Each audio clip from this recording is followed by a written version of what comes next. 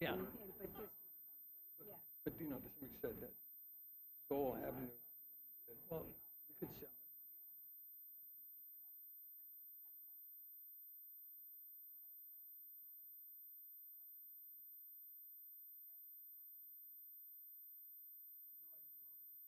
So it's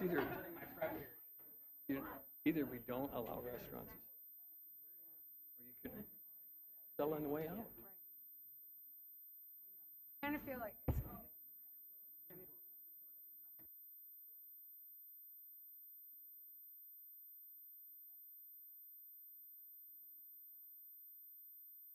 Christina, are you ready? But you always worry that people. yes, we are. All right, it is 5:31 on November 14th, 2022. So good evening, everyone. I'm Mayor Shelley Carlson. The Moorhead City Council welcomes public input on issues listed on the agenda or of general community interest, time and council permitting. Speakers are limited to 3 minutes each. If you would like to address the council during the meeting, please fill out a form provided by the city clerk and we will call you up during citizens addressing the council. If comments were submitted to the clerk prior to the meeting via email or phone, these comments will be entered into record. For more information on participation, please visit the council meetings page on the City of Moorhead website at cityofmoorhead.com. We, the Moorhead City Council, collectively and with gratitude, acknowledge the sacred land the City of Moorhead is built upon. We acknowledge the people who have resided here for generations and recognize that the spirit of the Dakota, Ojibwe, Métis, and all indigenous communities permeates this land. With that, Madam Clerk, could I get a roll call, please? Shelley Dahlquist. Matt Gilbertson. Here. Heather Niesemeyer. Here. Laura Caroon. Here. Deb White. Here. Larry Selgebold. Here. Steve Lindos. Here. Chuck Hendrickson. Here. Mayor Shelley Carlson. Here, and if you can stand to say the Pledge of Allegiance if you're able.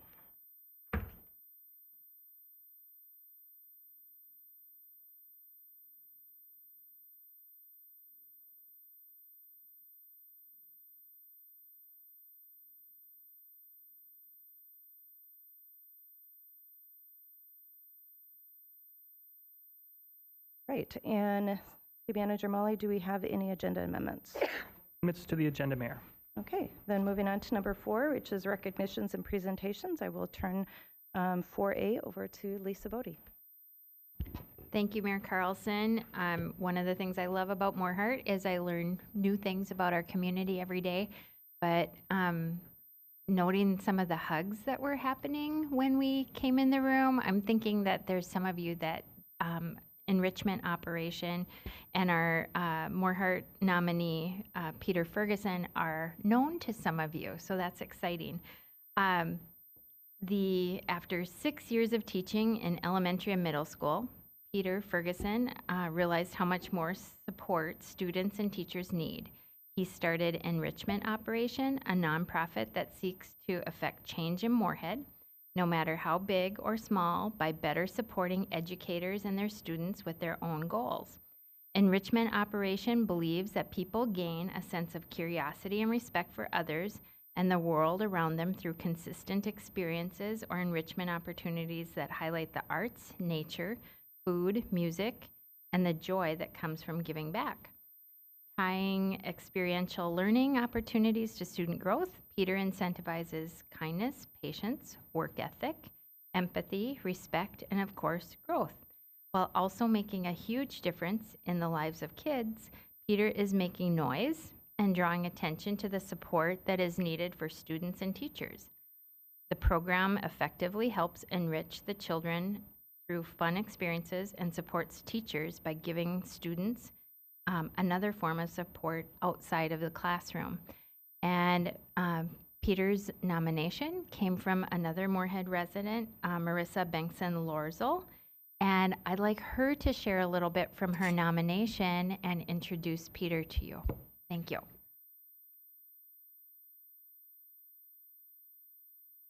Hi, everybody. I'm Marissa Bengtson-Lorzel, and if I can make it through my little paragraph here without crying, it'll be a miracle, because I was a kid that could have used a Peter in my life growing up. So I wish every community had a Peter. You'd be hard-pressed to find a finer example of an outstanding Moorhead citizen. Through his nonprofit enrichment operation, Peter reaches children in our community and provides them with experiences such as fishing, camping, crafts, hunting, and learning new skills.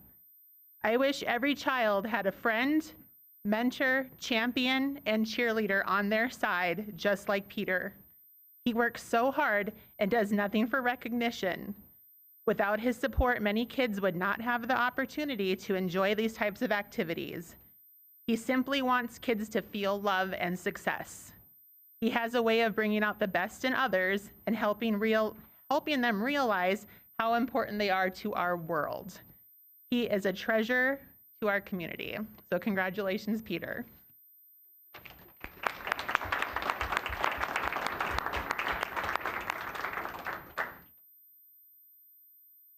Shelley?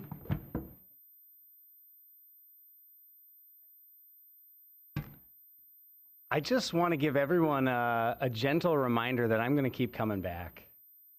And when you have something worth celebrating, something that makes you feel really, really incredible, I want to hear about it, and I want to celebrate you. And when you've got something in your world making you feel really lonely and afraid and scared, I want to hear about it, and I want to help you process. And if I'm not the person that you want to share this with, find your person, because you matter. Good evening, everyone. My name is Peter Ferguson, and I end a lot of my classes with that message. I've been following this cohort now for 5 years. I met them as 3rd and 4th graders, and I've, since day one, pledged that I would follow them through high school. And these amazing 7th and 8th graders have grown so incredibly much. And this continued promise of support through their entire academic life allows us to celebrate more. It allows us to process difficulties a little better. And, you know, I'm just so honored to play this role. We all have a role to play. I guess I skipped my thank yous. Thank you, Marissa. I love you. We love you. Moorhead loves you. Thank you to the city of Moorhead. Thank you for creating this award. You know, when I'm honored. When you look around Moorhead, there are a lot of incredible people doing amazing things. And to be mentioned in the same breath as them is a true honor. I quit teaching in 2016, and it took me a minute to realize I needed to come home to mom and dad. I was teaching in Madison, Wisconsin. 2018, we received nonprofit status. Before I get any further, I didn't want to quit teaching. I was put on this planet to teach, but I had to. And every day when I see these amazing young people, I'm reminded why I quit. And one of the biggest issues I had as a classroom teacher was saying goodbye. This revolving door of adults does not work for a lot of kids. And I'm so grateful that I never have to say goodbye. When every other teacher wishes good luck next year, you're going to do great. You've got all the skills, you've got everything you need. I get to say, let's go fishing next week. And I'm grateful that I get to say that. Yeah, 2018. Now, what year is it now? 2022. I'm just so incredibly grateful. I've known these clowns for 5 years, and we've got 5 and 6 more years till the graduating classes of 2027 and 2028 graduate. And I'm really, really looking forward to all that we can accomplish together. None of it can be done alone. And so I'm going to need y'all. And when you need me, just know that I'm here. Okay? Thank you for everything. I look forward to serving this community for the rest of my life. And if you guys need anything, let me know. I'll do the same. Thank you.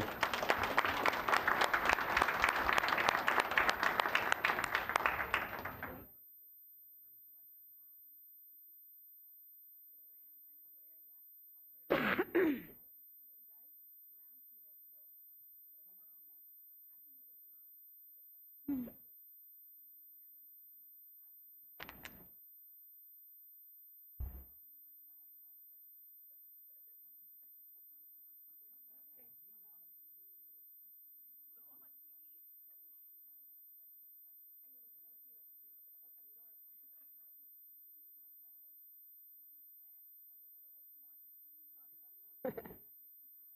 squeeze in.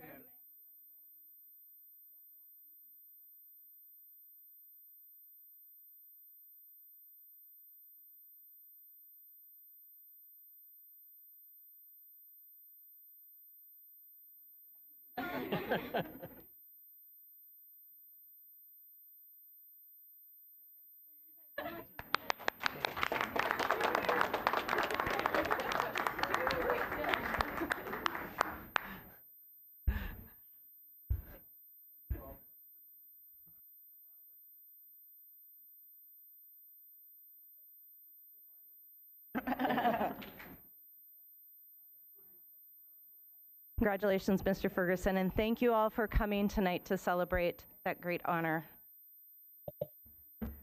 All right, moving on to number 4B. This is a presentation of our 2022 bond sale by Baker Tilly Municipal Advisors. So I will turn this over to Jenica. Oh, She's on the online. line. Okay. Yep. I'll turn it over to you, Jenica. I think can you hear us? I can, yes. Can you Okay. hear me? Go ahead. Yes. All right. Good evening, everyone. Today, the City of Moorhead sold bonds. And this evening, I have Paul Steinman and Chris Hogan with Baker Tilly here to kind of go through the process of our bond sale and also the credit rating that the City of Moorhead received. So with that, I'll hand things over to you, Paul. Very good. Good evening, Mayor and Council. I'm Paul Steinman with Baker Tilly Municipal Advisors, along with my colleague Chris Hogan this evening. We'll just give a very brief overview of the activity today on your bond sale, and Chris will have a few slides about your credit rating. So today is November 14th, and we took bids this morning at 10:30 on your bonds. This first slide that you see before you isn't the greatest looking slide because of where we're at in it. All the way over here to the right, you can see we had rates comparable to where we are today around November of 2018. But this week today was a good day for bond sales compared to last week. And so let's get into the results. You offered $18,810,000 in general obligation improvement bonds to finance a host of improvement projects within Moorhead. They have a 20-year term. And as of the 21st of October, the market was showing a true interest cost of about 4.45 on these bonds. Last week, about 4.4. And today, your actual results were at 3.97 true interest cost. So the market came off of last week just a little bit, just probably just for your bond sale. So you had 10 bids. That low bid of 397 was from Robert W. Baird, and your bids ranged about 15 basis points from 397 best to 4.12 worst. Your bonds were resized downward to $18,265,000 at restructuring due to receipt of a premium. I'll turn it over to Chris for a few comments on your bond rating. Yep, thanks, Paul. As part of a competitive sale, a city like you would go through a rating process to get the bonds rated. So in this case, the city got their bonds rated by Moody's. And this, what does the Moody's rating mean? Well, it's the measure of the city's financial strength and their ability to make payments in a timely fashion. It indicates the likelihood of default. The higher the rating, the less likely to default, the less likely to default, the lower the interest rate investors will accept. Slide. So like I said, part of the competitive process is a rating process. This involves a rating discussion set up with Moody's, the city, and Baker Tilly. We schedule a meeting, an hour meeting. Typically, the Moody's analyst will provide a list of questions in advance of the rating conference. The rating conference call was conducted on October 31st. The Moody's then assigned a rating. They provide a report. They gave a rating of a AA3 to the bonds, as well as affirming the outstanding AA3 on all of the city's general obligation debt. Just to get an idea of what a cost would be, a differential, a AA3, if you were to go one notch higher, in this exact example, you could save $210,000 in interest. If you were to be a notch lower, which would be an A1, it would cost $210,000 more in interest. This slide shows the three primary rating agencies that rate municipal debt. So you have Moody's, S&P, and Fitch. You can see from the highest rating level is a AAA and all of those down to the lowest investment grade. And then highlighted there, the AA3 is where the city's rating is. So some of the Moody's comments, and this is right from the Moody's report, they identified the city's strength as having strong financial position with modest fixed cost, and they identified the credit challenges of being above average leverage for the rating category. Additional comments, and I might say that overall the report was really good report for the city. They identified the tax base will continue to expand given its role as a regional economic hub. The rating is due to strong financial position with ample liquidity and strong enterprise operations. The general fund surpluses due to continued development in the city. The city consistently exceeds their cash reserve policy that requires a minimum of 40% of the next year's general and park fund operating budgets, and they identified modest fixed costs of slightly above leverage due to regular capital borrowing. So based on the sale results and the positive credit score rating, we are recommending that the city approve the resolution awarding the $18,265,000 general obligation improvement bonds Series 2022A to Robert W. Baird based on their low bid of 3.97. Is any comments, questions, or discussion? Jenica, did you have any more comments to make? Nope, I think I'd just like to thank Paul and Chris for the process.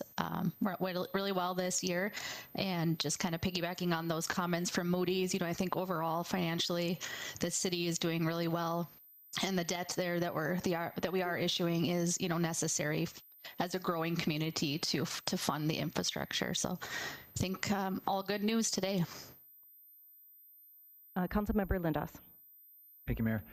So I don't know if this is an answerable question or not, but the city overwhelmingly passed a measure to essentially tax themselves a little bit to help pay for needed infrastructure.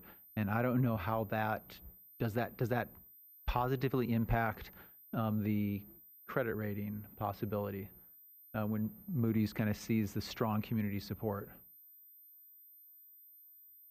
Maybe I can take a stab at that one, Mayor, council member. Yes, you talked about the recent sales tax approval by referendum, I assume. It is always a question of Moody's. They ask what new debt might be issued in the next year or two, and this was one of the comments that we provided them is this referendum has the potential to approve sales tax. I think they ask that so that they know how much you're going to spend and what capital improvements are upcoming, but as to whether or not it has a negative or positive outcome, that is probably unknown. You were probably correct in saying that when you asked the question, but they do know about it. They're aware of it, that it was a potential, and that it was approved. So, Thank you so much, Paul. With that, I see no further questions or comments. I'm going to kind of go out of order a little bit just because 14A coincides with this presentation, so I would be looking for a motion to approve the resolution for item number 14A. So moved, Niesemeyer. Lindahl will second. We have a motion and a second. Any other questions or comments? Seeing none, all those in favor signify by saying aye. Aye. Aye. Any opposed, same sign. All right, the motion carries. Thank you so much, Jenica, and also Chris and Paul. Thank you. Thank you. All right. So now we will be moving on to another presentation, the 2022 Fargo-Moorhead Bicycle and Pedestrian Path or Pedestrian Plan from FN MetroCog. And I will turn this over to Dan Farnsworth.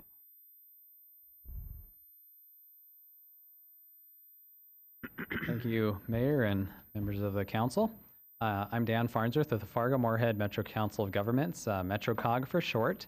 And I'd just like to take about 10 minutes or so to give a little presentation on our Metropolitan Bicycle and Pedestrian Plan that we've just completed and want to present to all our jurisdictions in our planning area. So thank you for your time, and we'll get started here. You'll notice in your agenda there's a little memo just outlining the plan itself, and there is a hyperlink there if you want to go directly to the website for the plan. And what you may have in your packet may be a scanned PDF, so it may not be the best quality, so I would recommend going online if you want to look at that, plus all the appendices. So just to get started here, every 5 years, MetroCog, we update the Metropolitan Bicycle and Pedestrian Plan for the Fargo-Moorhead metropolitan area. Our area is really good at working together. We have a rich history of doing bicycle and pedestrian planning that goes back as far as 1975. And so we've made a lot of good work, done a lot of good work over the years, and we're proud of that, and we hope to see that continue as this plan process continues. This plan exactly, you can see down below is our last plan, which was done in 2016. And this plan looks at existing conditions, provides recommended improvements, both infrastructure and policies and programs, items like that. And so that's what this plan looks at in a nutshell. So why do we do a bicycle and pedestrian plan, and what does it provide? It provides a framework for jurisdictions for planning purposes, looking at improving the bicycle and pedestrian infrastructure. And so engineers, planners, city officials, even the public can use it as a tool. And it identifies needs that we heard from the public. I'll talk a little bit later about 2 public involvement opportunities that we had as part of this plan. And so we listen to the public and see what are the needs in our area at this current time. And also another purpose of this plan that we find quite useful is that this plan can be used for grant opportunities. So for example, what you see on your screen, that's the Oak Grove Memorial Park pedestrian lift bridge, which was funded not too long ago from a grant. And because that was in a plan, that helped get the funding. So just want to stress that's important to have in our plans as well. We also look at where the safety concerns are and how we can improve those. So why do we care about bicycle and pedestrian travel? Everybody drives, right? Everybody's in cars, it seems like, right? Well, that's not exactly the case. If you look there on the right side of your screen, in Clay County, according to U.S. Census data, 7.3% of Clay County residents, or households, I should say, occupied households, don't possess a vehicle. So that is a pretty big number. Granted, some of them might be elderly and are kind of past that, maybe like, nursing homes, those kind of care homes. But nevertheless, there is a number of people that don't have vehicles. The cost of owning a vehicle is quite a bit. You can see there, this is from a move.org from last year's data. And so this is before the gas prices went up. So for Minnesota, the average cost of owning a vehicle is about $6,300. And that's just an average vehicle. Say to ride the bus, it'd be about, we figured $504 per year for Matt Bus.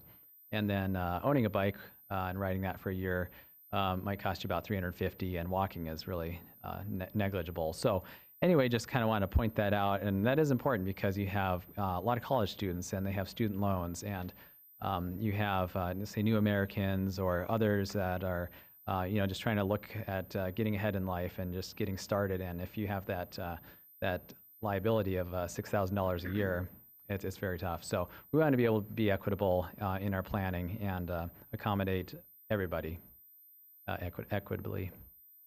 So going back to that public engagement, there's 2 phases, like I said. The first phase was from July 2021 through November of 2021. So we had a pretty long opportunity for folks to do that. This was online engagement. So we received a total of 347 online respondents for the survey and 256 online map interactions. So we were really impressed by that amount of interest and participation. And then phase 2 was from March of 2022 through April of 2022. A little shorter window there because we didn't need quite as much time at that point of the study. And that second opportunity we took everybody's feedback from before and gave them some suggestions to kind of vote on. And so we received not as many online survey results, but a lot of online map interactions. That was more of the focus on this last phase. And so what we heard from the public was that the public wanted to see more trails that were, say, set back from roadways. So people aren't quite as comfortable being right there on the roadway. A lot of, at least especially families, parents with children. And so they really like the river trails. They like just any kind of facility that has some kind of a separation between moving traffic and where they're riding. Another thing we heard a lot of was regular upkeep of and winter maintenance of facilities there. So plowing of the trails, plowing of the bike lanes, sidewalk, definitely sidewalk clearing is one thing that we heard a lot about. And down there in that picture there, just a little example, and we're not picking on Moorhead here. We have examples from all different jurisdictions of say if it's snow removal or whatnot. But in this case here, there are some bike lanes that have worn off, in this case completely. And so we hope to see those get striped again, and so people can see where the bike lanes are. And then flooding, winter weather, lack of lighting, signage, poor trail conditions. Some of those are out of our control as far as winter weather, but those are things we heard from the public. But signing is one that would be helpful for getting from point A to point B for those who are a little less familiar with the trails and with the bikeways.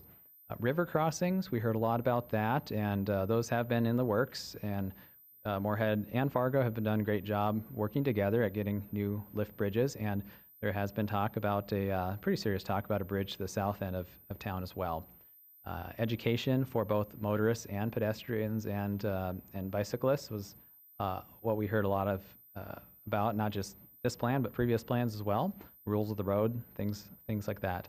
And then other resources and partnerships. So maybe clubs at schools, or like we used to have the FM Bike Community Workshop was a very wonderful resource that we had, and that's no longer available. So the public wanted to see that revived. And then skipping to the recommendations, the facilities map, it's a lot to look at here, but what you see in red is what the plan is recommending for future facilities. I know it's not like one of those things that's going to happen right away tomorrow or even in 5 years or 10 years, but it's a long-term vision, and some can be knocked off sooner than later. So they could be anything from improvements, what you see in red, or new facilities. And when looking at this, we looked at past plans and future plans, say the Heartland Trail, for example. We have that on here, and other future trails along the river corridor that are already being considered. And then when we had our discussion with the study review committee, and also when we were discussing with the public, that it seemed appropriate to have a bicycle facility every quarter mile in areas such as downtowns or near universities and colleges, and then about every half a mile or so in other parts of town. So what you see in green there are the existing facilities, so you can see those areas are pretty well served for bicycle and pedestrian travel. One item that will be very useful in this plan, we'd recommend the planners and engineers to take a look at this, is it's in the appendix, Appendix G, and it just has a host of design guidelines on how to best design certain facilities based on what kind of a roadway this is and say the speed of traffic or amount of traffic, or if it's residential or commercial, and just the different types of facilities for bikes or for pedestrians or for pedestrian safety, if there's a pedestrian refuge, median island, items like that. So anyway, we do encourage our jurisdictions to take a look at that. It should be a very useful resource to use. So you can see 2 examples in this slide.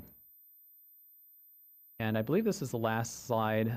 We just wanted to tie in the fact that, and this is in the plan, this statement, I won't read this all, but just ties in the fact that land use, so the way that the urban environment is being built and what's being built in the land and the way it's being utilized is it can make a huge difference on whether a place is walkable or bikeable. And so, for example, if you have a lot of surface parking lots that are spread out, that can make it very uninviting and just not really feasible for people to bike or to walk. But then say, for example, if you have more density and more mixed-use development, that would spur more people biking and walking. And so it's very important to kind of consider that as a jurisdiction is growing and building, because not only does that make it more walkable, bikeable, equitable for all people, like those who don't own vehicles, but it also cuts down on costs as well, because there's not as much infrastructure that's required as there would be for urban sprawl and just single-family homes and things that are spaced out very far apart. So anyway, I believe that is the last slide, and with that, I'd be happy to take any questions. Thank you so much. Are there any questions or comments? Councilmember White. Thank you, Mayor. I just wanted an update, actually. I know that I was at a meeting quite a while ago, and they talked about the Convent Road, and when they were going to redo that road, that they would create a bike lane using Jersey barriers. And I haven't heard anything, so I wonder if you can give us an update on that. Right. Thank you for that question. And I believe that'd be that 60th Avenue South, 52nd Avenue South Bridge. Okay. Yes. So for that, we have been with those grants that I was talking about earlier, working with the planners and engineers on that. And at this point, instead of converting that, and I can be corrected if anybody knows anyone else, anything else from the city, but it sounds like at this point, the city of Moorhead is kind of pursuing more trails along the river, and instead of that crossing, we, in conjunction with the city of Fargo, are looking at a new bridge across the Red River at Blue Stem. And so that would be 1 mile north of there and would serve those residents in that south end of Moorhead and the south part of Fargo.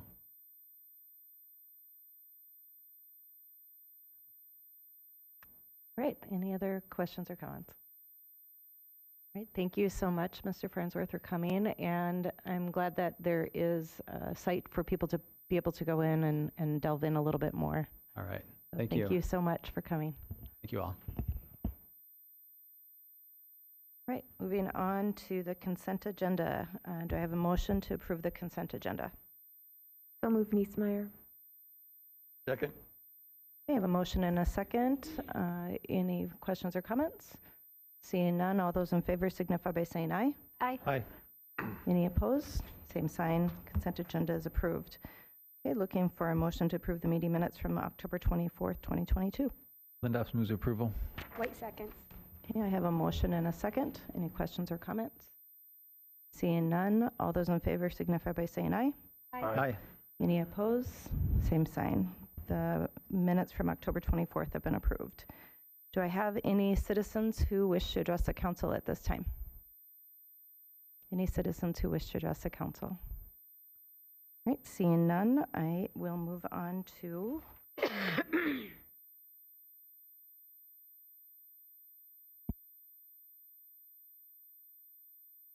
no yet. Is it 14D that we're at now? Okay. All right, moving on to 14D, and I will turn this over to City Manager Molly. Sure. Thank you, Mayor. I believe, did you say 14D? Yes. D. Okay, sorry, Is that I correct? heard that wrong. Okay, thank you. So this is the second reading of the local ordinance related to the sale and manufacturing of THC edibles. Is that? Because we approved 14A, correct? We did, yes, Yep. at the presentation on the bond Okay, sale. all right, Yes. sounds good. Thank you, Mayor. Yep. So by way of background, on July 2nd, Governor Walz signed into law the statute in Minnesota which allows the sale of certain types of cannabinoid products. Following the City Council's comments after the first reading, this would have been 2 weeks ago, or 3 weeks ago now, the ordinance was updated to include a $750 a year licensing fee for sellers of THC products. This fee is to be reviewed each year and can be updated in the future. On sale, in this second reading, on sale liquor license holders and restaurants are permitted to be licensed. This keeps the limitations the same as the Minnesota state statute allows. So this is what was in the first reading of the ordinance, if you recall. This ordinance covers licensing and land use. It does not get into the criminal provisions. City Prosecutor Cheryl Dyson and Assistant County Attorney Katie Stock were here and spoke about this at the last meeting. City Clerk Christina Rust is working to finalize the application document for businesses that would be utilizing this license. And with that, we are recommending approval of the second reading of the ordinance tonight. Okay, thank you so much, City Manager Molly. So with that, I would be looking for a motion to approve the second reading of the ordinance of 14D. I'll move to approve. White. Second, Karun. Okay, I have a motion and a second. Any questions or comments? Councilmember Seldeveld. This is what I have. We've compared this license to a liquor license, an off-sale liquor license. And kind of keeping that in mind, we've had discussions about this, and we've talked about at times when we might have to test the product to send it in. My perception is that's not going to be a City of Moorhead job. The Minnesota Bureau of Pharmacy is the one that checks products, and these dealers, and this are the 3 stores that I know of in the town here, are just retail outlets. They're buying products wholesale, selling them retail. We don't go into a liquor store and say, this bottle says 7%, but no, it's got to be 9, it's got to be 10. We don't do that. And we won't do this with these products either. We're gonna believe in the writing on the packaging. And if these distributors of these things are not compliant to Minnesota law, they have a chance of losing all their business in Minnesota. They don't want that. So they're more than likely going to be very compliant. So I bring this up because I think the expense that Moorhead is going to have is just like an off-sale liquor license. Are they 21 and buying this product? We're not going to. That's all the expense we're going to have. And we charge an off-sale liquor $200, and now we're saying we need to charge these $750. The other thing that bothers me is restaurant sales. We're going to be asking restaurant staff to be police. If you come into that store or into that restaurant and say, can I have some of those while I wait? You're not allowed to eat them in that store. You can't consume them in the area that you bought them in. So wait staff is going to have to go around and say, sorry, don't do that. You know, okay, sorry. But they can still wait staff. So either we have to tell restaurants that either you can't sell them or that you can only sell on the way out. You can't buy these products on the way in because we don't want to have our wait staff act like police telling you can't do it. So if I could, well, it gets confusing when you offer amendments to people. So I'd like to see is that I'd like to see it go down to $200 because it's just like an off-sale liquor license, and restaurants are taken off. And I would offer that as a friendly amendment, I guess, to whoever first and seconded, and I think that's the proper procedure. If they have to accept it, if they don't, then it doesn't happen. So, okay, I'm looking to city manager. Someday I'm going to figure out these amendments. With the friendly amendment, it would just be if the person who provided the motion and the second are agreeable to it. Is that correct? Well, Mayor, you had a first and a second on the reading, right? So Correct. to amend that, you would need a motion to amend the ordinance to reduce the cost, and then you would need a second. You vote on that, and then you go back and vote on the underlying amendment. Because this is a second reading, you've had somebody already make a motion and a second to approve the second reading. So therefore, you just have to amend what's in the second reading. So you'd need to make a formal motion, get somebody to second it, then have a discussion and vote on the fee. Councilmember Solderveld, are you making a motion then? I would make a motion, yes. Okay, is there a second to Councilmember Solderveld's amendment? I think I would second that, except for I want clarification on the second part about what you mean by removing restaurants. Restaurants wouldn't be allowed to sell it. Because the problem I see is you walk into a restaurant and you say, can I have some of those, can I have some of that while I'm waiting for my deal? You're not, the law says you cannot consume it in the store where you bought it. So if they started munching on it, or drinking it, it would be an illegal activity. Yeah, I mean, I have problems with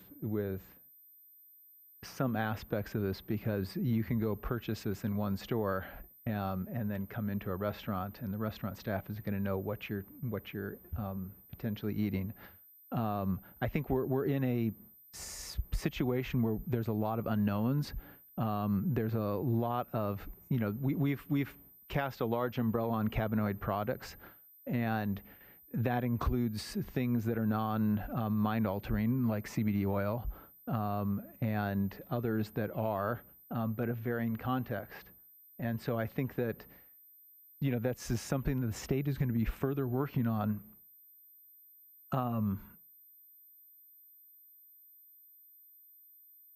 So I mean, I'm not actually opposed to having restaurants sell these products necessarily. But I am in agreement that I would like it to have a reduced fee. I can see that. The motion was stated by Councilmember Solderveld to reduce the fee and not allow it to be sold in restaurants. Is there a second to that motion? All right, I don't have a second to that motion, so are there any other comments or questions? Because I do have the original motion and the second on the table. Councilmember White. I think I see this as a work in progress. I mean, I think listening to the members of the council and to the community, that there's a lot of unknowns at this point, and even just differing viewpoints on it. And so that's why, I think my suggestion last time that we passed to have it $750 was in some ways a compromise of, like, I think that we've got folks that would like to see it higher, folks that would like to see it lower. Across the state, we can see there's a whole range of amounts that people are going with, but also they're just, my initial concern was we don't know enough about how this is going to play out, and also what the cost may be. And I agree with the point that my fellow council member brought up, that maybe we wouldn't have to do the testing, but it just seemed like right now this would be a good starting point, and I'd be comfortable with keeping it where it is at that $750, knowing that this is a work in progress, and we want to see, down the line we'll have to reevaluate and see what impact it has on cost to the city, how it is received in the community, and so on. So I would be in favor of sort of keeping things where we are in the current draft, the current proposal. Any other comments or questions? Councilmember Gilbertson. Thanks, Madam Mayor. So Christine, how many businesses do you think are actually selling today? If I had to take a guess, 4, 5. One just opened up on First Avenue North. Any other comments or questions? Councilmember Dahlquist. Thank you, Mayor. My question is directed at what happens to the people who are, say they do sell out of their home. What kind of penalties will they be facing, and how, same with the underage, how do we get to have any kind of influence on what kind of penalties they have? I know it can't be financial, but there's talk about sending them through some kind of education.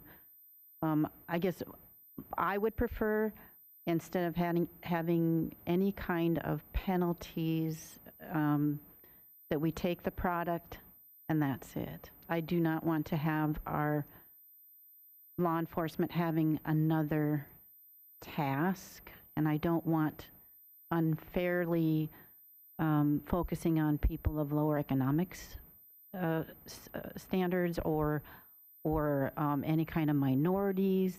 I mean, that's what we've seen historically when it comes to any kind of cannabis-related charges.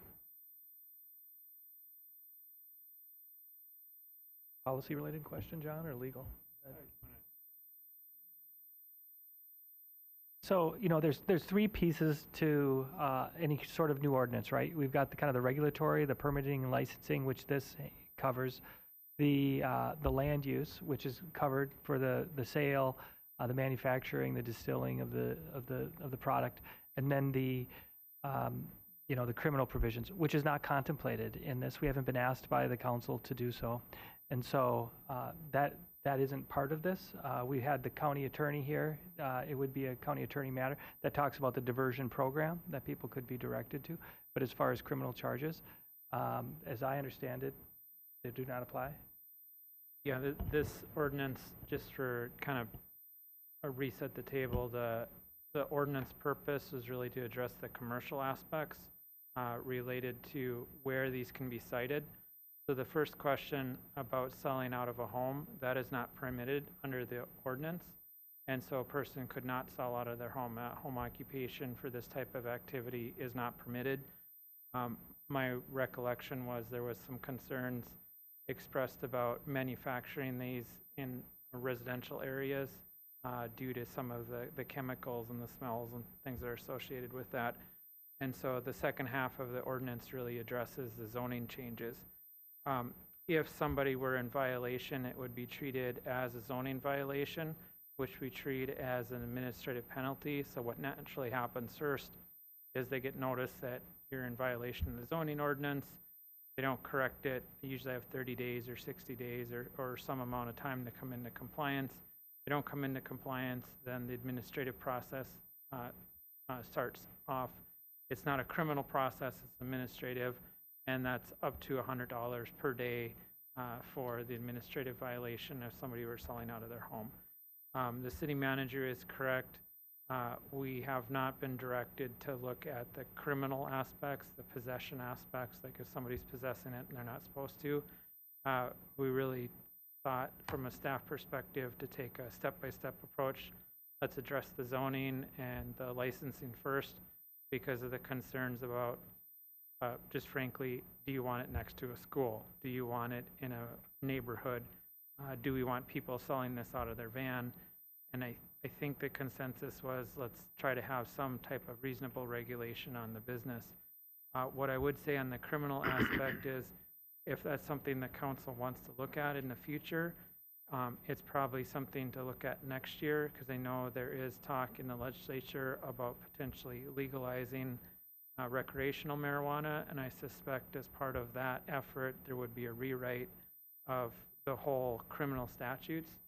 And so to me this sort of met like the right approach, the soft touch right now for what we needed to get done. So we can certainly do whatever the council wants, but this is not imposing a criminal penalty on somebody. This is a licensing, like if you're a business you can't sell to somebody under 21. That was really the goal behind the ordinance. Thank you, City Manager Molly and City Attorney. Are there any other questions or comments? Well, I'd like to continue. Okay, you can have another question. So could we do a friendly amendment, because I believe it was a past, if we wanted to address the legal aspect of it, that we could request that there isn't any kind of punishment for violations, but they could just take the product from them, that we could actually address that through the council. So what we're focusing on is the sale, right, and the production, the distillation, zoning. And I'm fine with that. If we want to do the zoning, and so you could only sell it out of a business with a license, that's fine. But can we amend then that there is no, because even if they have to go through some education, that's still a penalty of some sort and requirement. So I would rather we just take the product and that's it. Well, Mayor, council members, this ordinance is just addressing the commercial aspects. Like if you want to sell, it doesn't necessarily affect like a high school kid that is in possession of it. Those, as the county attorney had indicated, go through the county attorney process. If there's an interest in looking at the criminal provisions, what I would recommend is that we take that up as a separate matter, because think about this as, this is like licensing the sale of tobacco from every store that is in Moorhead. I'm sorry, I just thought I had read that we had to address it if we wanted to have that included in there. But if we need to do it separately, that's fine. Yeah, I think the best approach, if you want us to look at the criminal side, would be to bring a criminal statute through the process.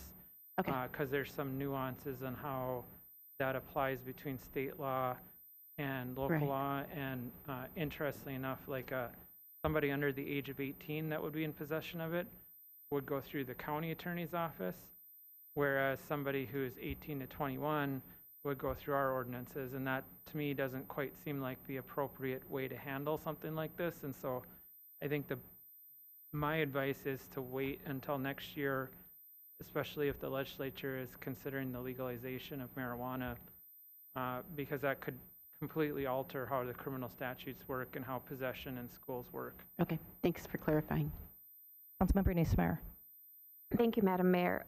I'd like to follow up on Councilmember Dahlquist's point. Are you specifically talking about users of the product, or are you talking about people who are selling it not using the license appropriately? Councilmember Dahlquist.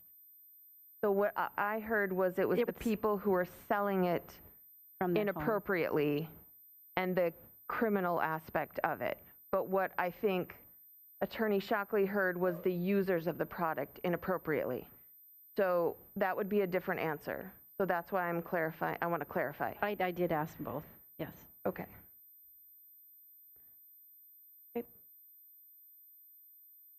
My understanding is the question is if somebody is found selling the product without a license, I believe our standard practice would be to issue, it's an administrative penalty. You're selling without a license, and normally we would probably confiscate what we could and then issue administrative penalty. It'd be like somebody selling cigarettes out of the back of their car. Councilmember Kroon. Thank you, Mayor. Clarification. So question, if we approve this tonight, can we plan to revisit in 6 months after we've had a little bit more time and information to see how it's playing out in the city? Yes, and I think we should plan to do exactly that. We don't have anything in force to make us. We have to just be intentional about it. City Attorney Shockley. And I would actually recommend that along with our legislative staff, that we monitor what is going on at the legislature. I would like to not have the city behind the curve, so to speak, if there is a movement to legalize marijuana. I would actually suggest that one of the things in the due out in the first quarter of 2023 would perhaps be to figure out what that process looks like so that we can get in front of it, drafting an ordinance, because from a commercial perspective, I think about all the things that we addressed with this ordinance are magnified with the legalization of marijuana, from manufacturing to sales to those sorts of issues. And it'd be nice to sort of get out in front of it instead of waking up and finding out that we have to deal with it locally. Thank you, City Attorney Shockley. I don't think there are any more questions or comments. We have a motion and a second on the table. Why don't we take a roll call vote with this one, please? Oh, I'm sorry. Councilmember Lindos. Sorry, I just wanted a clarification. A lot of this has to do with zoning. When you have permitted activities in zoning, it just allows essentially licenses to be given by the city without having us or any other board. There is also the opportunity, if need arises, so I mean just pointing this out to people, that if someone were to come in and say, gosh, I have a business I want to put into community commercial, they could come in and ask for either an interim or a conditional use permit to have a variance, essentially. So those can be looked at. So this isn't necessarily drawing a hard line, but it's drawing a clear delineation so that people know what we are expecting. But if there are some properties that are zoned, potentially could have zoning change, that you can ask for variances in situations. Thank you. And I saw nodding, so I think I was saying this correct, right? Okay. All right, with that, can we get a roll call vote, please? Niesemeyer? Yes. Caroon? Yes. White? Yes. Seljevold? Yes. Lindos? Yes. Hendrickson? Yes. Dahlquist? No. Gilbertson? Aye. All right, the second reading of the ordinance has passed. So I would need to also do a resolution to approve the title and summary of the ordinance. Is that correct? Okay, do I have a motion to approve the title and summary of the ordinance? So moved, Niesemeyer. Deborah. Oh, I'll second. Wait seconds. Is that you? Yeah. Okay, sorry. It literally was in stereo. So Councilmember Niesemeyer with the motion, Councilmember White with the second. I will open it up if there's further questions or comments, but I kind of believe that we've probably exhausted all that with the previous conversation, but any questions or comments? All right, seeing none, all those in favor signify by saying aye. Aye. Hey. All opposed, or any opposed? Same sign. The resolution to approve the title and summary of the ordinance passes. All right, moving on to 14F. This is I will turn this over to City Clerk Christina Rust in regards to canvassing the results of the November 8th general election. Thank you, Mayor and council members. So before you is a resolution to canvass the results of the general election held on November 8th. I got signatures from everybody earlier prior to the meeting, but the final results are in your packets. First and foremost, I just want to take a minute and just thank a couple people. First of all, my election team. So many of us go into a polling site and we're there for hopefully a short amount of time, and we sort of forget what it takes to put it together. 5 years ago, I would have never imagined what it took to pull off an election, but we do it and we do it well. So thanks to that team that helps me. Secondly, I just want to thank the polling sites that open up their buildings for voters to come into. We currently have 13 polling sites, and they open it up and let people in and out all day, so we are very thankful for that. And then finally, just thank you to we had more than 150 election judges who it's a really long day, and they provide a fair and accessible election. I'm really proud of just the election judges we have. I'm proud of the teams, the relationships that we've built with them, and we just could not do it without those people. So I always say, if you're interested, please reach out, because there's always room for more. We had a great day. I mean, it was really, it was a great election. Everything went with no issues, and the weather held out for us, thank goodness. So thank you guys for that. All right, thank you, City Clerk Rust. And with that, I would be looking for, I'm sorry, Councilmember Dahlquist. Thank you, Mayor. I was wondering, how did it go at St. Francis, where the separation for the districts 4A and 4B? Good. We'd done that with the primary election in August, and we strategically place large tables to sort of filter people through. So it actually works really well. Like, we're able to keep it separate. We have separate machines for everything. It's all separated. The county does that. I should have thanked the county also. I love working with them. But yeah, I mean, in terms of the space, it works. Excellent. Thank you. Right. With that, I would be looking for a motion to approve the resolution to canvass the results of Linda, the so move general approval. election. Second. Mayor Dahlquist. So I got Lindas with the motion. I have no idea who seconded, but I know that there were voices over here. Dahlquist. Okay. Councilmember Dahlquist. So I have a motion and a second. All those in favor signify by saying aye. Aye. Aye. Any opposed? Same sign, and the resolution carries. All right, so we are now down to mayor and council reports. Are there any council members with reports? Councilmember White. Thank you, Mayor. I have two things I wanted to mention. One is we extended the deadline for our Human Rights Awards to today. And so if you were thinking of nominating someone for their outstanding work, an individual organization or community for their work on human rights, please fill that out and send it in by the end of today. And then I also wanted to remind folks that Pangea is this Saturday, and it's such a wonderful event, and it's a chance to celebrate the cultures of people throughout our community. And it's back in person after a few years, and it'll be right here at the Yemcombs from 10 to 4. And I wanted to remind my fellow council members that we're looking for folks to volunteer at the hospitality suite. So there's a hospitality room where we will have refreshments for all the folks that are working at the event, performing. And so if you could even just put in an hour and then go out and do fun things, that would be great. And I believe you should have gotten an email from Tanya, the staff member for HRC. And if you didn't, follow up with me and I'll make sure we connect you with her. But it'd be great to get a few people just so we can all spread that around. And I think they really appreciate seeing us there to thank them for their work. Thanks. Councilmember Lindas. Yeah, just to Pangea is really fun. Fargo Spellemannslag will be there playing Harding Fellas. And if you have no idea what I just said, you should go to Pangea.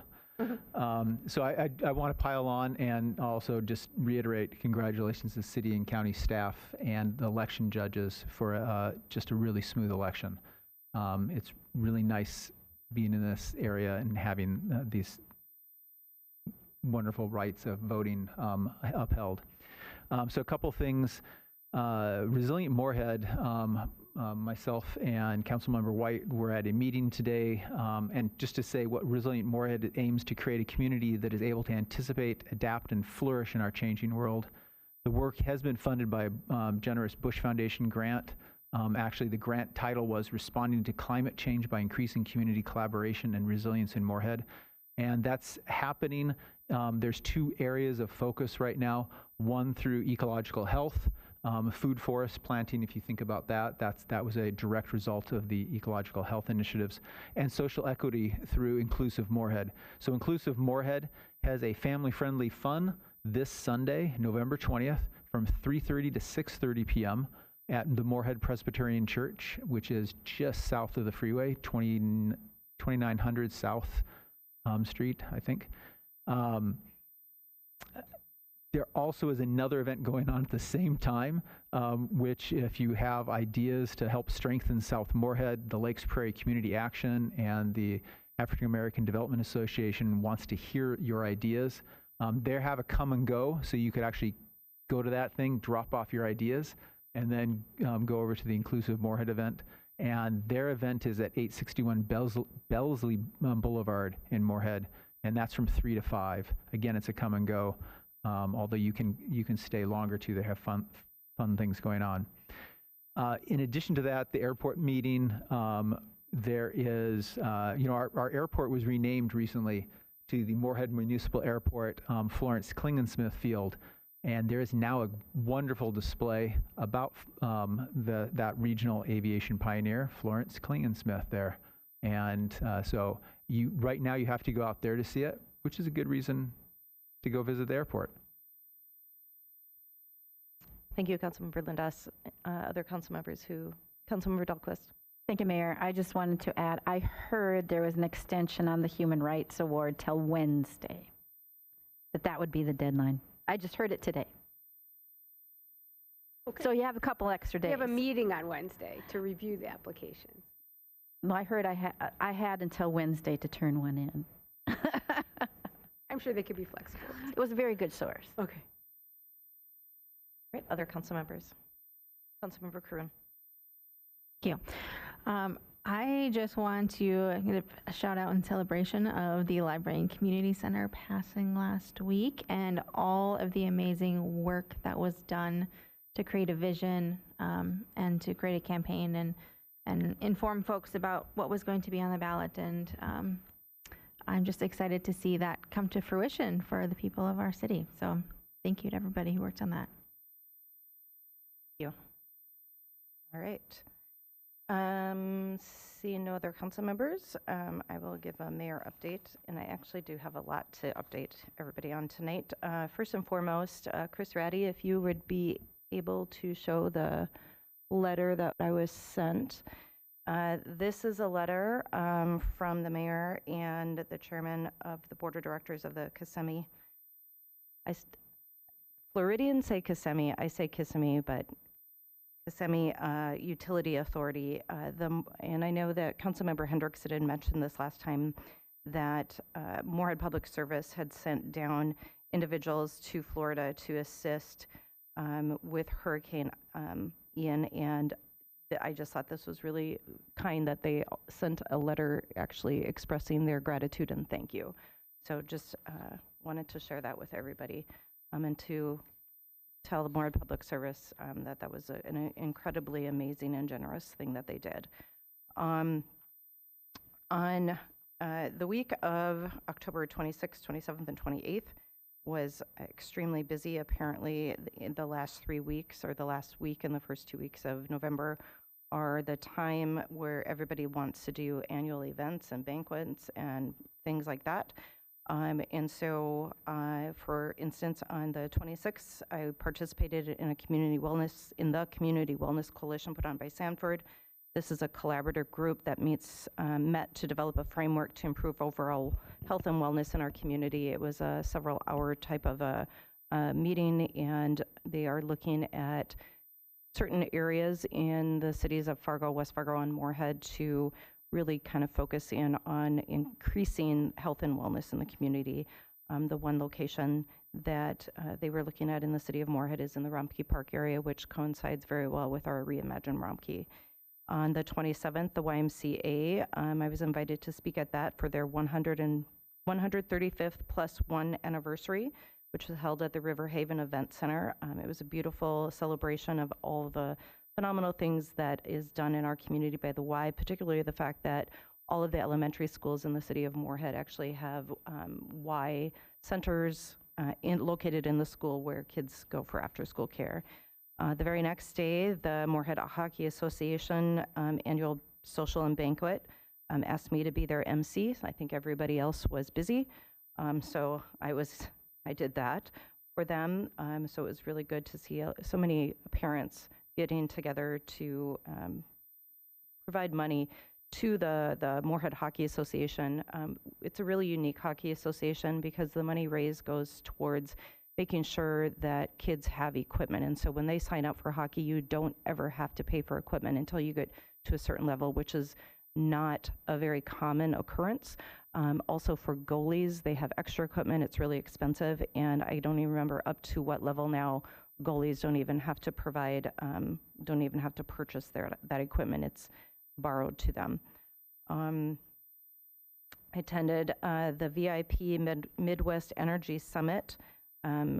That was a very interesting kind of meet and greet event, and then was able to virtually participate in the summit. There's a lot of interesting things happening as far as energy is concerned. A lot of it is around resiliency. So that was very informative. That was sponsored by the Chamber of Commerce. Let's see, there literally is so much going on the last couple of weeks. The Diversion Authority also held 2 meetings, one in Moorhead, discussing crop insurance and flowage easements. That also was a couple of hours discussing the crop insurance that they will be offering to farmers who are looking for easements for flowage if we would ever use the diversion at any point in time. And then last week, also, nobody was around to MC, so I was asked to MC the Moorhead Business Association banquet, celebrating their 12 years. And the theme was resiliency, overcoming adversity. So this was a really great event also to celebrate Moorhead businesses being held at the Moorhead Armory. I think that's it for that. I also wanted to extend a thank you to all of the individuals who helped with the election. I know that several of them were up at 3 a.m. To go to the election sites and get ready because the polls open at 7 a.m. and I know that they were up until 11 p.m. Closing out the polling sites. So there were some exhausted city and county workers and volunteers. It takes a lot of work and it takes a lot of effort and dedication to pull off such a seamless election. So thank you, Christina, to you and your staff and to all of the volunteers. It's really incredible. And I also wanted to extend a thank you to all of the candidates who ran, put themselves out there. It's hard work, it's exhausting work, but I think it's important because when we have people that represent our community and are all striving to do what we all think is best, I think that's really how a community thrives. So thank you to everyone for that. And last but not least, I do have a long list, and I'm going to say everybody's name that I can remember. I will very likely, I can almost guarantee you, I will forget somebody. So I'm going to apologize now to those of you who I did forget, but I really tried hard to remember everybody. But as Councilmember Kroon said, this yes vote for the community center library was phenomenal. This is Moorhead's first ever sales tax. So this is a historic day in the city of Moorhead, and this is a legacy project that is going to be created and generations to come are going to be able to use it. So I just want to thank everybody who participated in this piece of history. So the Mayor's Task Force, which started meeting over a year ago. So Lisa Borgen, James Han, Councilmember Kroon, Connie Auden, Sajid Gori, Doug Greenlee, John Rawl, Nick Woodard, Danny Wright, also City Library and JLG staff who also were part of all of those incredible meetings. A lot of behind the scenes work. Lisa Bodie, Dan Molly, Derek LaPointe, Megan Krieger, Liz Lynch, Rob Remark, Bal Omat, Mark Dickerson, Hillary Stevens, Jamie McGregor. The marketing and media team, which was led by Councilmember Kroon, Justin Monroe, and Evan Balco. And if there were others, you'll have to add because I just know that the 3 of you were incredible and put in so much time and so much work. The Friends of the Moorhead Library, Karen Jakowitz and Pam Gibb were kind of the point people, and they really inspired and got their volunteers to participate in all of the parades and dozens of tabling events. The Retired Teachers Association, I made one call to Dee Pretty and asked if they would be willing to assist with staffing at events. And within the next day, in 24 hours, every single event that I had was filled with these retired teachers who were more than excited and happy to assist. Cheryl I'm not sure how to say her last name correctly, Candace Allen, Sharon Hurley, Shannon Reeder, Sandy Rasmussen, Lexi Cummings, Del Larson, Jana Casper, Karen Schumacher, Cheryl Olson, and Jerry Koenig, who also wrote a very lovely email stating that he was thrilled to be able to be at the elementary school and see such positive interactions between parents and kids in the city of Moorhead. There were door knockers. John Rawl was incredible at putting together packets. The brain of a postman to put together packets to know exactly how many doors would be knocked and how many hours it would take. He had packets with the specific streets and addresses, and if you had 30 minutes, you took the 30-minute packet. If you had an hour, you took the hour packet. That was the brainchild of General Mark Voxlin, Lisa Borgen, and Kathy McKeag, and I know so many more that I don't even know who all went and did door knocking for hours and hours and hours. And then there were literally dozens of presentations. I don't think we did any less than 40 presentations, but James Han, Mark Voxlin, Lisa Borgen, Charlie Johnson, Laura Caroon, and I know Councilmember White and Councilmember Niesemeyer each did presentations as well. But kind of the main go-tos were James Han, Mark Voxlin, Lisa Borgen, and Laura, just dozens of presentations. And then last but not least, I do want to at least send a shout out to Senator Kent Eakin, Representative Paul Moorcourt, and Representative Heather Keeler for at least getting this going, getting that first hurdle completed with getting the legislative permission to bring it to council. So thank you everyone who was part of making this historical vote happen in the city of Moorhead, and I am absolutely thrilled and excited to see what comes from this. That is all I have. Thank you, Mayor. Does that mean it's me? Yes, now you, yes, go ahead, City Manager Muller. Super, thank you. So, nuts and bolts, snowplows were out throughout the night and today during their regular Monday routes. And I just want to mention, to the crews that were out, yesterday they went out and there were these anti-icing efforts that go on. They would have been out there on a Sunday. No, it's just a huge, huge help in reducing traffic risk in the cities and on our streets today as people were going. So it's, our appreciation goes to them. It's a reminder of that, much of the work that that staff in the city do occurs when no one's watching.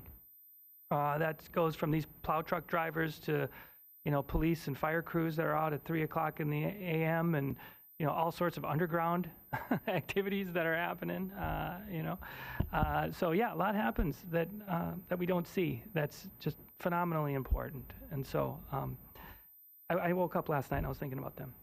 And so the votes are in. So we talked a lot about that already, but just want to just congratulate Councilmember-elect Ryan Nelson, who's in the room. Congratulations. We're excited to have you on board and on the team. And thank Councilmember Shelley Dahlquist for the service. Thank you. And so in addition, the Moorhead voters approved, there's 2 more meetings, to go. Should I plan to not come? No, absolutely not. You just don't get out of it that quick. That's all I'm saying. You should have music cued. Yeah, right. The final countdown. Moorhead voters also approved we talked about this, the half-cent sales tax that we use to fund a new community center regional library in Moorhead. That final tally for anyone watching was 782 votes for yes and 861 no. So about 65-35 was the breakdown on that. Just want to mention the process to plan the facility will now become a lot more detailed. Design professionals will be hired, precise location as well as amenities are set to emerge in the coming months. Those will all be part of, there'll be public processes, and so folks are encouraged to check out the city's website, cityofmoorhead.com/library. The information will be shared along e-notifications, and then updates, of course, will be shared with local media and on social media and the like. So lots to do together now as this thing becomes reality. And I just can't help, we can't take too much credit, but I'm just so excited about this bond sale. The timing was just so great. And I know it's not real exciting for anybody else, but this results, the truth is, this is over $100,000 in savings from just the end of last week to today. So really pleased that this happened the way it did, and thank you. Thank you, City Manager Molly. I also was remiss, I did forget all the other members of the City Council who unanimously approved this yes vote to be put on the ballot in November. And I know every single council member participated in tabling, staffing at a tabling event, and just got out and spread the word. So thank you to all the council members who made this historical event happen. So With that, we do not have an executive session tonight. Do we have any new business? There's no new business. Okay, seeing none, then I am going to adjourn the meeting for tonight at 6:49. So good night, Moorhead.